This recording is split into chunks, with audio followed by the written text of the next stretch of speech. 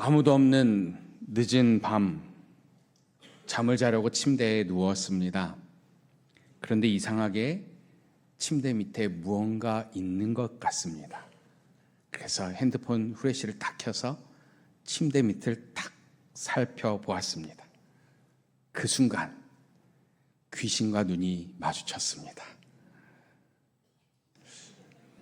이것이 소름일까요? 아니면 반대로 낯선 사람과 눈이 마주쳤습니다. 이것이 더 소름일까요? 이것도 소름이고 저것도 소름이죠. 물론 둘 다 소름 끼치고 두려운 상황이지요. 그런데 이 두 가지 두려움은 결이 조금은 다릅니다. 귀신을 보는 것은 정체를 알 수 없는 존재를 마주한 두려움이지요. 낯선 사람을 바라보는 것은 내 안전과 생명을 위협받는 실존적인 두려움이죠. 하지만 이 두 두려움은 모두 지금의 내 삶이 나의 통제권에서 벗어났다라는 사실에서 그 두려움이 발생되죠. 오늘 말씀은 이 두 가지 두려움을 한순간에 그것도 동시에 마주한 제자들의 모습을 보여줍니다. 그들이 그 순간 어떤 두려움에 휩싸여 있었는지 한번 상상해 보십시오. 예수님의 제자들은 배를 타고 건너편으로 건너가게 되었습니다. 제자들이 호수 한가운데쯤 갔을 때 갑자기 바람이 불어와서 배가 심하게 요동을 쳤습니다. 제자들 중에는 갈릴리에서 고기를 잡으며 잔뼈가 굵은 어부들이 있었지요. 하지만 그 거센 바람 앞에서, 그 거센 풍랑 앞에서 속수무책이었습니다. 성경은 제자들이 고난을 당하였다라고 덤덤하게 표현하고 있지만 제자들은요, 죽음에 대한 두려움 속에서 사투를 벌이고 있었죠. 그렇게 거센 바람으로 인해 사투를 벌이고 있는데 또 다른 두려움이 제자들을 엄습합니다. 그 어둠 속 누군가 그 바람을 뚫고 오는 초월적 존재를 제자들이 보았기 때문이죠. 제자들은 완전히 겁에 질려서 유령이다! 소리를 지릅니다. 다 큰 어른이 이렇게 소리를 지르죠. 그들이 방금 전까지 폭풍으로 인한 죽음의 두려움과 사투를 벌였는데 지금은 그 초월적 존재가 더 큰 두려움이 되었습니다. 그런데 그 두려움 가운데 있을 때 귀에 익은 목소리가 들립니다. 나다. 그러니 두려워하지 말고 안심하라. 유령인 줄 알았던 그 초월적 존재가 바로 예수님이셨습니다. 제자들이 풍랑으로 고통을 당할 때 예수님께서는 무리를 걸으셔서 제자들에게 다가오셨습니다. 한번 상상해 보십시오. 무리를 걸어오시는 예수님을 보고 제자들이 놀란 마음이 한순간에 정리가 되었겠습니까? 안도가 되었겠습니까? 어쩌면 정말 예수님이 맞는지 제자들은 확인해 보고 싶었는지도 모르겠습니다. 이 상황에 어찌해야 할지 모르고 있을 때 베드로는 호기롭게 말하죠. 주님이시거든 저를 물 위로 걸어오라고 하십시오. 자신이 경험한 예수님의 능력이라면 충분히 예수님께서 자신을 바다 위로 걷게 하실 것이라고 베드로는 믿었죠. 혹 앞에 계신 분이 주님이 아니라 유령이라면 유령이 아무리 초월적 존재라고 해도 이를 흉내조차 내지 못할 것이라 생각했습니다. 예수님께서는 오너라 말씀하시죠. 그러자 베드로는 배에서 내려 물 위를 걷기 시작했습니다. 참으로 놀라운 일이죠. 그가 호기롭게 물 위로 한 걸음 한 걸음을 내딛었습니다. 그런데 매섭게 불어오는 바람과 일렁이는 파도로 그의 시선이 돌아갔습니다. 그 순간 또다시 두려움이 베드로를 엄습했습니다. 그 두려움으로 인해서 그의 발이 점차 물속으로 빠져 들어갑니다. 조금씩 무릎까지, 허리까지, 가슴까지 물이 차오릅니다. 베드로는 다급하게 소리치죠. 예수님, 살려주세요. 예수님께서는 즉시 손을 내밀어 베드로를 붙잡아 주셨습니다. 우리는 오늘 말씀을 보면서 베드로가 호기롭게 믿음으로 시작했지만 그 의심으로 인해서 실패했다고 생각하죠. 그래서 베드로의 믿음을 무모한 믿음이라고 단정짓습니다. 그리고 베드로의 믿음 없음을 예수님께서 책망하셨다라고 해석하죠. 그래서 베드로의 실패를 교훈 삼아 우리는 믿음으로 살아가자고 오늘 말씀을 적용합니다. 이 해석과 적용이 완전히 틀린 것은 아닙니다. 그러나 본문을 베드로의 실패에만 집중해 읽으면 마태가 우리에게 주는 더 큰 결론을 놓칠 수 있습니다. 예수님께서 베드로에게 믿음이 작은 자여 왜 의심하였느냐고 물으시죠. 예수님께서 말씀하시는 이 의심은 무엇에 관한 것입니까? 예수님의 능력에 대한 의심입니까? 아닙니다. 베드로는 예수님의 능력을 전혀 믿지 않았던 사람이 아니죠. 그는 이미 예수님의 말씀을 의지해 배에서 내렸습니다. 그러나 거센 바람을 보는 순간 이러다 내가 죽는 거 아닌가? 내 안전이 위태로운 것 아닌가 하는 두려움이 예수님의 말씀을 향한 신뢰를 흔들었습니다. 그래서 오늘 본문의 진짜 결론은 베드로의 실패로 끝나지 않습니다. 33절은 이야기의 진짜 결론을 이렇게 선포하지요. 배에 있는 사람들이 예수께 절하며 이르되 진실로 하나님의 아들이로소이다 하더라. 아멘.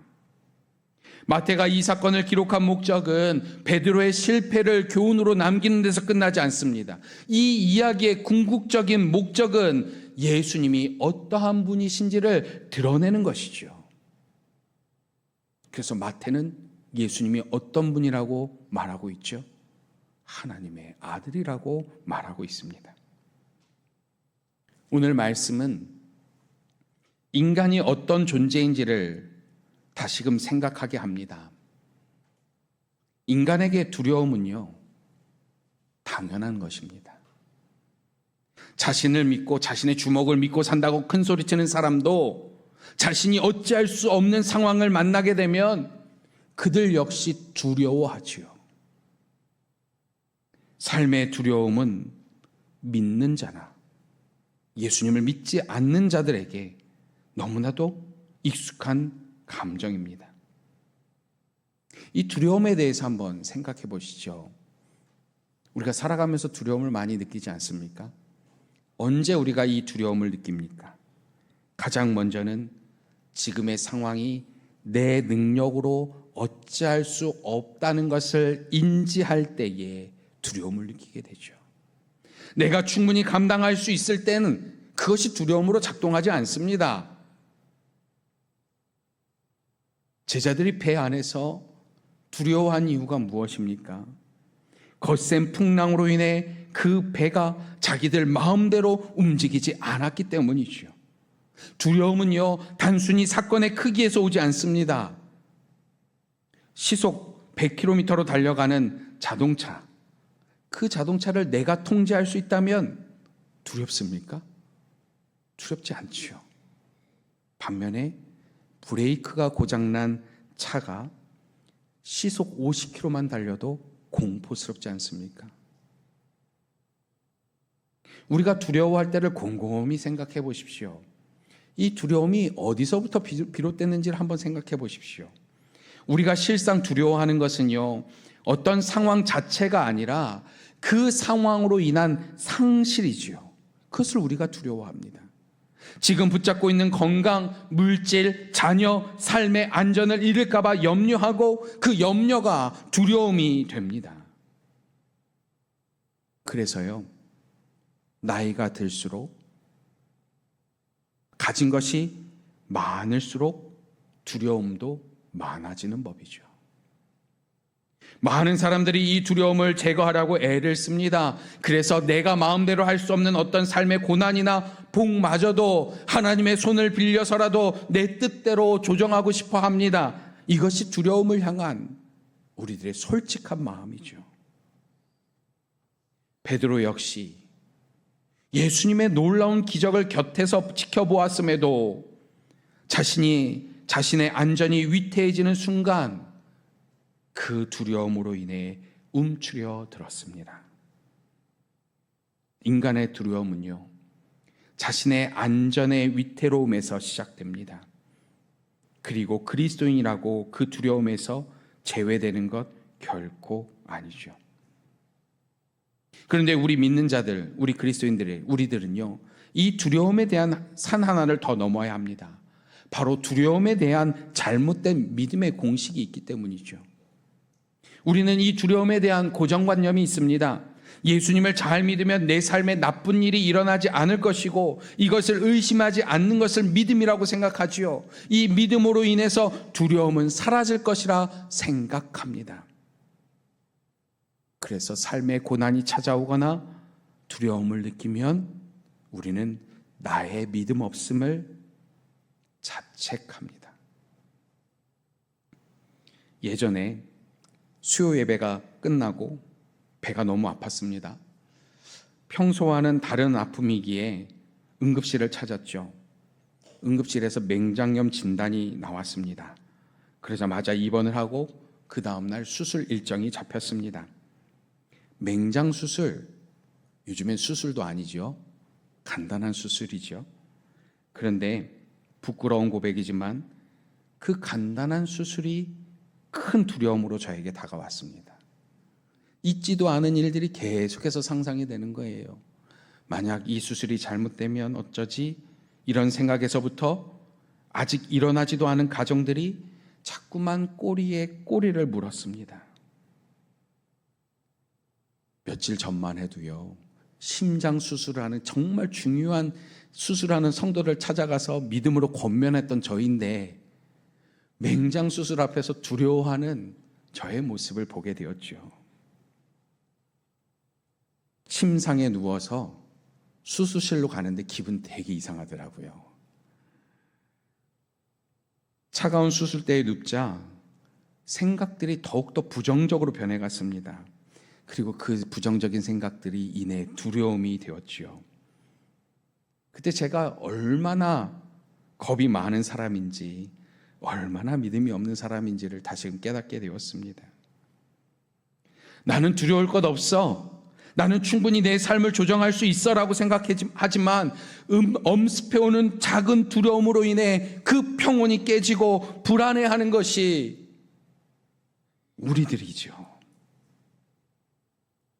자녀의 수술을 앞두고 자녀보다 더 초조해하고 두려워하는 것이 바로 우리들의 연약한 모습입니다.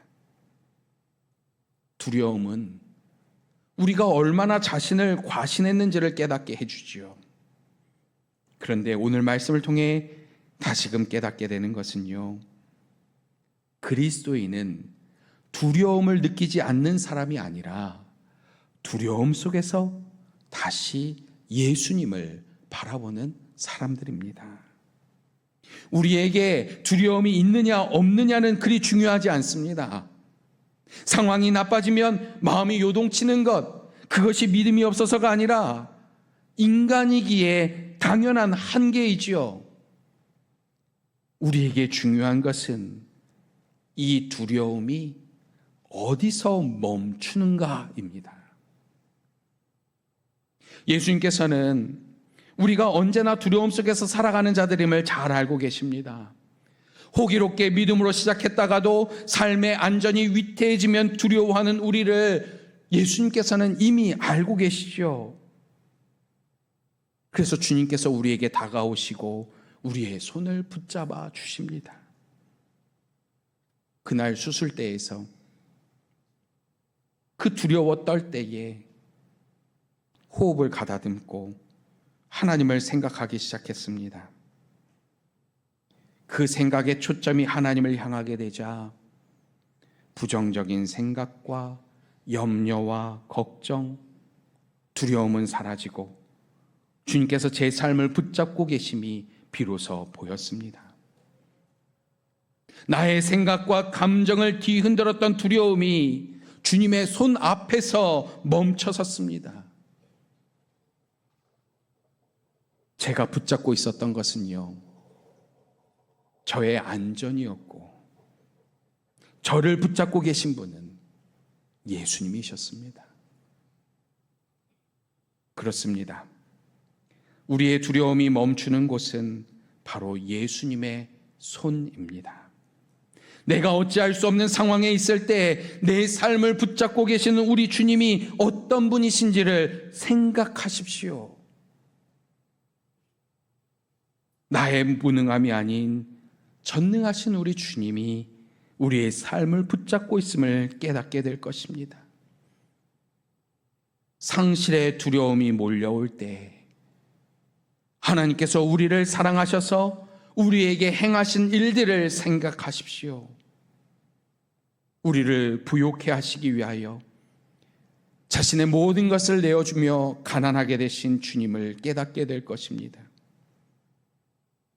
어떤 사건으로 인해서 두려움을 느꼈다는 것 사실 자체가 곧 믿음의 실패를 의미하지 않습니다. 중요한 것은 그 두려움이 우리의 시선을 어디로 이끄느냐이죠. 두려움이 우리를 삼킬 수 있습니다. 하지만 이 두려움은 다시 주님을 부르는 기회가 될 수도 있지요.